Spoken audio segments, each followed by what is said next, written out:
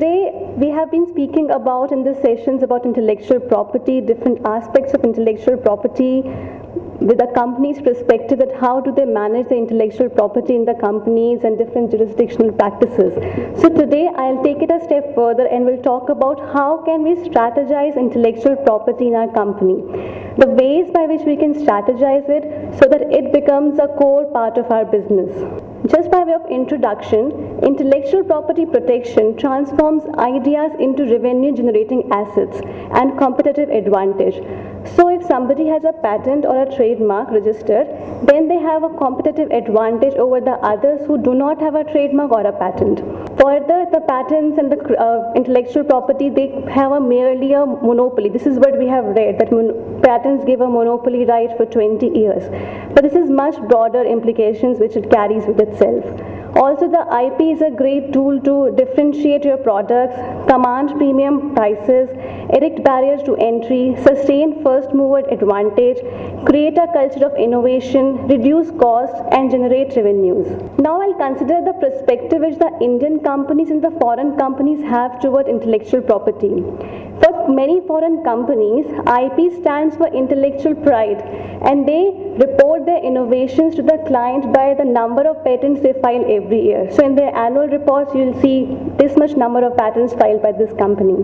But for the Indian CEOs, the IP stands for intellectual profit. It doesn't matter too much to them that how many patents they have filed, but actually how many patents they have transformed into profit-making assets. If they come up with new businesses, new products, new processes, new services, they are more than happy. For example, Tata Motors. It has around 40 patents or more for Tata Nano cars, but these 40 patents would have been useless if the Tata Motors would have not been able to transform it into 250,000 real cars, and that too launched on time and under budget. So the invention metrics does not only include the number, it also includes time to volume and time to value. So the focus of the Indian companies is basically to commercialize the invention rapidly. But now the question is that whether we can also leverage IP in other ways apart from commercialization. And yes, we can. We have many ways by which we can leverage IP. One of the first leveraging aspect I will consider is patent pool. This concept is a bit new in India, but I'm sure in recent coming years it will become very important. So what a patent pool is? It's basically a consortium of at least two companies agreeing to cross-license patents relating to a particular technology.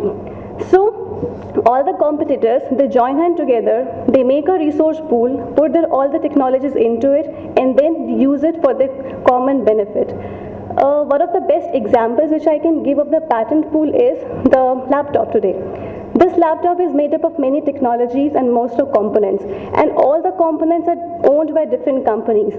Say for example, processor by Intel, screen by maybe Samsung, keyboard by some other company, CD drives by some other company, the pen drives, everything by other companies. But they joined hand together and they put their inventions into the pool so that it can be everybody can be benefited, and they cross-license among each other.